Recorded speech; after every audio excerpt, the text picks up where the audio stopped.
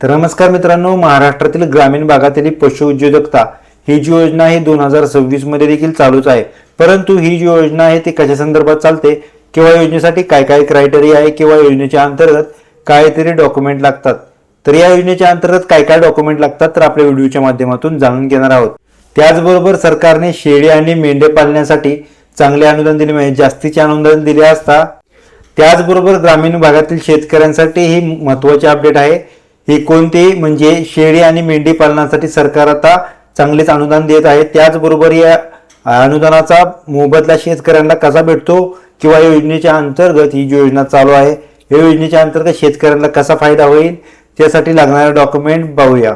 त्याचबरोबर या योजनेच्या अंतर्गत 50 शेळ्या आणि मेंढ्या आणि 5 बोकड देखील दिल्या जातात। यासाठी पहिले डॉक्युमेंट म्हणजे तुमचे आधार कार्ड देखील लागणार आहे। त्याचबरोबर दुसरे म्हणजे पॅन कार्ड देखील लागणे गरजेचे आहे। तिसरे जे डॉक्युमेंट आहे म्हणजे तुमचा 7/12 किंवा ऑटो उतारा देखील चालू शकतो। बरोबर ह्यामध्ये तुमचे बँक पासबुक देखील खूपच गरजेचे आहे, म्हणजे बँक पासबुकचे जो व्हेरीफाय झाले असतात तुमच्या खात्यात डायरेक्ट रक्कम देखील जमा होईल।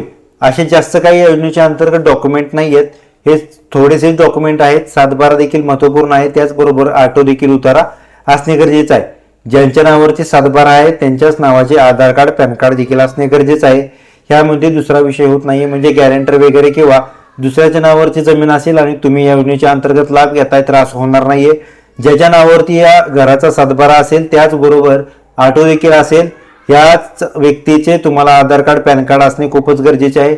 हे महत्त्वपूर्ण 4 ते 5 डॉक्युमेंट आहे। योजनेच्या अंतर्गत जास्त डॉक्युमेंट लागत नाहीये। त्याचबरोबर हे 4 ते 5 डॉक्युमेंट असल्यावरती या योजनेचा तुम्हाला लाभ घेता येणार आहे।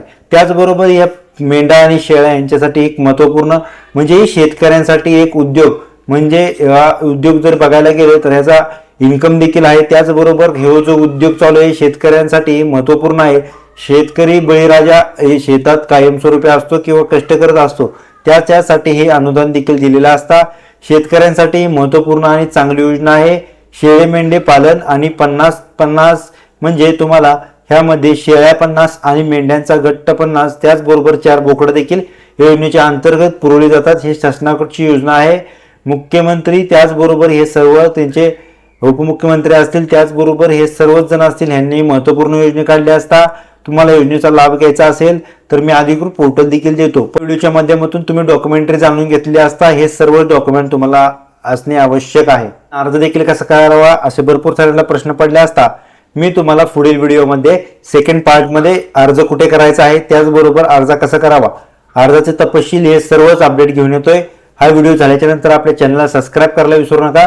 भेटूया नवीन व्हिडिओमध्ये। धन्यवाद।